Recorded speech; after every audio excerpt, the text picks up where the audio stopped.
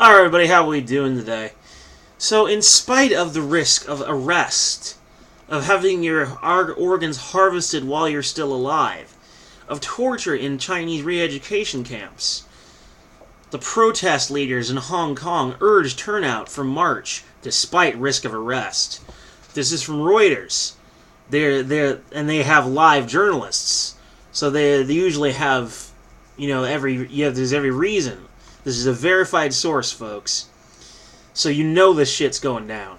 But pro-democracy leaders called on Hong Kong citizens to join a Sunday anti-government march, in spite of the risk of arrest after police banned the rally, which is seen as a test of the protest movement's strength following months of unrest.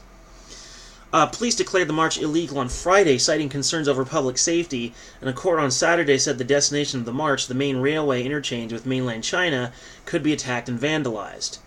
Hardcore protesters have in recent weeks targeted the mainland Chinese businesses, daubing them in graffiti and at times setting fires, while mainland Chinese living in Hong Kong have begun to express fears for their own safety. We urge the Hong Kong people to assemble peacefully, march peacefully, in order to show the whole world we are still eager for the 5 demands. Campaigner Lung Kwok Hung said on Saturday, vowing the demonstration would go ahead.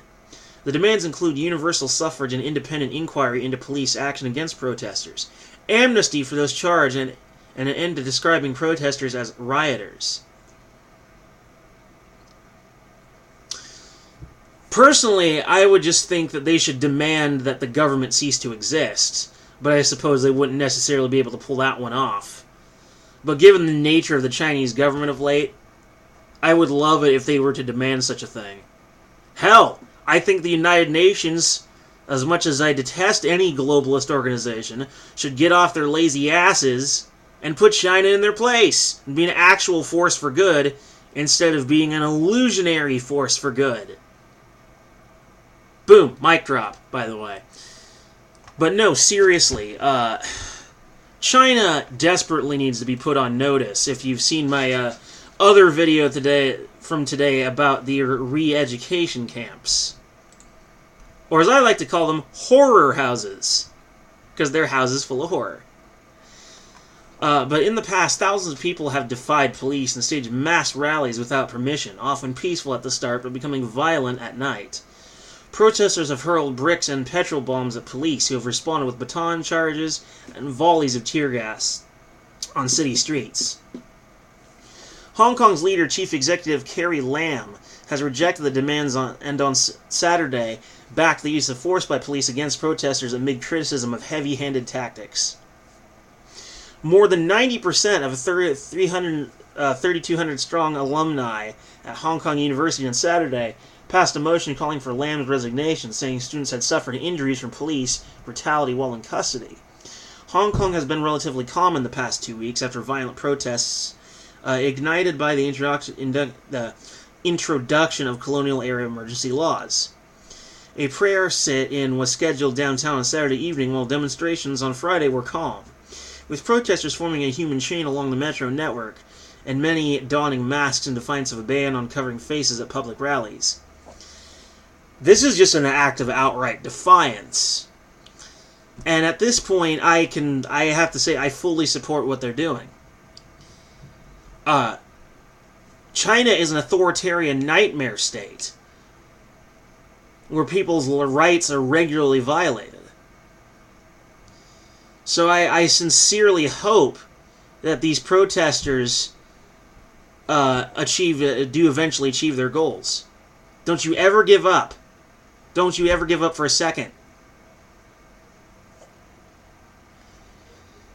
Bracing for violence. Protesters are concerned that Beijing is eroding freedoms granted when Britain handed the city back to China in 1997. China denies the accusation and has blamed foreign nations such as the United States and Britain for inciting the unrest. The crisis in the Chinese-ruled city is the worst since the handover and poses the biggest popular challenge to China's President Xi Jinping since he took power. The unrest was sparked by a now-withdrawn bill, which would have allowed extradition to mainland China for trial in Communist Party-controlled courts. Yeah, kangaroo courts, no doubt. It has since widened into a pro-democracy movement. Hong Kong's metro, which daily moves an estimated 5 million people, has been struggling to return to normal services after being targeted by hardcore protesters, with stations set on fire and ticketing machines damaged. Many protesters believe the metro has been closing stations to hinder their movement. Hong Kong subway operator MTR Corporation, Ltd., said on Saturday that some services will not stop at Kowloon Station, which is on the route of Sunday's march, and will again close the network early. Kowloon District has seen some of the worst violence in recent weeks. I'll admit that maybe some of the protesters take the level of protest and the level of violence to an excess. But how else are you going to get an authoritarian state like China to actually hear you out and to actually see your demands being met?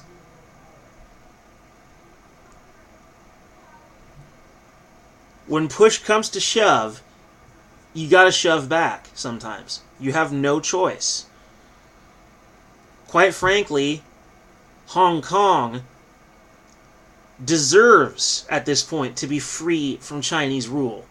They have every right to object to the Communist Party. And, quite frankly, as to whether or not I think that they'll actually succeed, to be honest with you, I don't know. I hope that they do. But truth be known, the Chinese government is legendarily stubborn, set in their ways. And so the only way to get what you want is you would have to out-stubborn the Chinese government. And by the way, good luck. But the Hong Kong Monetary Authority and city de facto central banks on Saturday that some cash machines will be out of service temporarily, owing to vandalism or to safety considerations. Gambling authorities in the city, where horse racing is a passion, have also said that some betting shops will close on Sunday.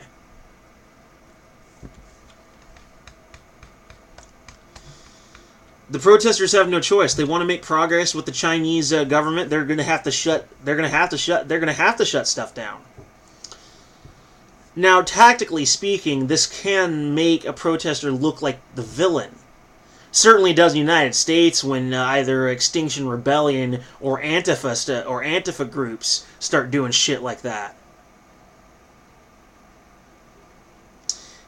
But, tactically speaking, it may be possible that this is exactly what the Chinese government wants it to look like. If they can get the rest of the world to support them instead of the protesters, this would make it very easy to paint them as, as rioters, as the enemy, as bad. I think they should definitely tone it down somewhat. But as to just simply shutting down train stations, I think that the most effective method there would just to be stop the trains from leaving. Or possibly even to just prevent people from boarding. Physically put yourself in the way and continue to disrupt the normal function without the need of excess violence. Just use a little bit of force without actually harming anyone. This, at the very least, would make you look principled, and therefore would make it a lot harder for your Chinese government to portray you as some sort of villain. If you at least appear principled, even if you're not. That is a matter of natural consequence. It just makes sense. Anyway, that's all. Peace!